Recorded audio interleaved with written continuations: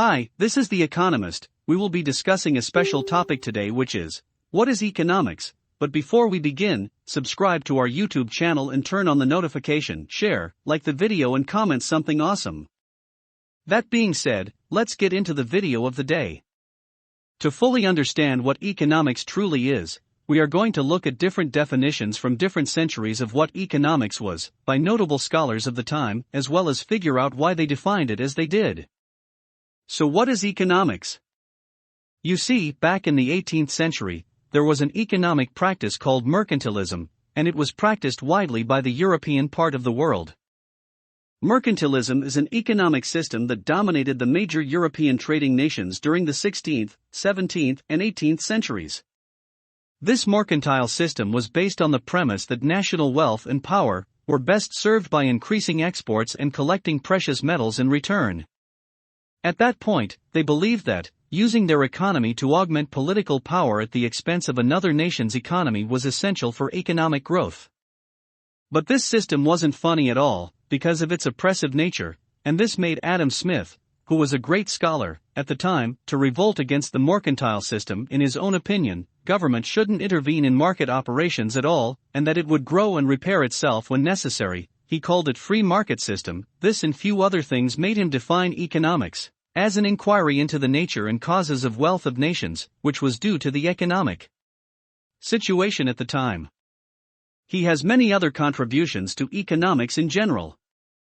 After Adam Smith contributed the free market system, under the classical school of thought, and it was accepted, the economy ran smoothly into the 19th century, but in the 19th century, an issue arose. Due to the acceptance of the free market system, people couldn't understand why prices of a particular good increases today, but decreases tomorrow.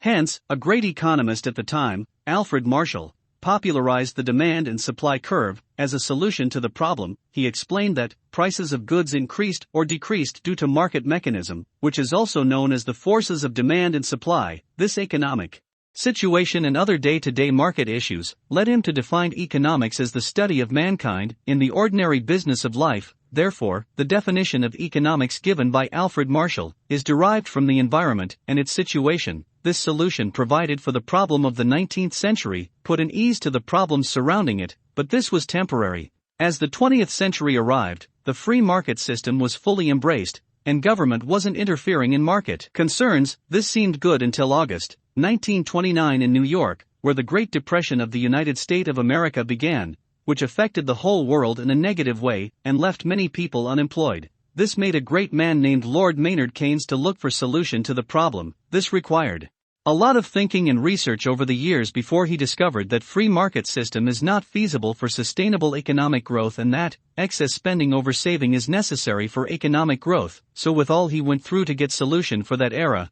he defined economics as a method than a doctrine, an apparatus of the mind, a technique of thinking that helps its possessor to make correct conclusions. During the same century, another great scholar, Professor Lionel Charles Robbins, who was anti-Keynesian in opinion and view, amidst the chaos at the time, he believed that an economy would blossom if they decided to save more than spend. This is what we now call capital accumulation. Professor Charles had many contributions to economics, but was puzzled why there were many conflicting definitions of what economics was, so he took it upon himself to define it. He defined economics as the study of human behavior as a relationship between end and scarce means which have alternative uses.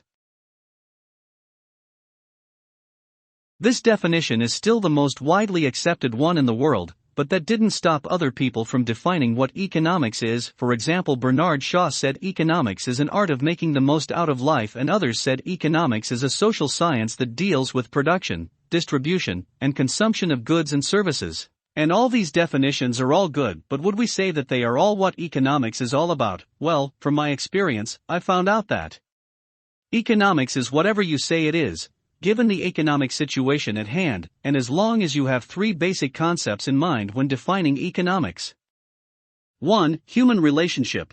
This concept should be well understood before creating your own definition. 2. Scarce resources. This has always been the reality of any economy. 3. Human wants, which are insatiable, needs to be understood quite well too. With these three concepts well understood, you can now create your own definition of economics like those scholars did in the past. so I will ask this question one more time: what is economics? Put your answer in the comments section, and I will see you in the next video.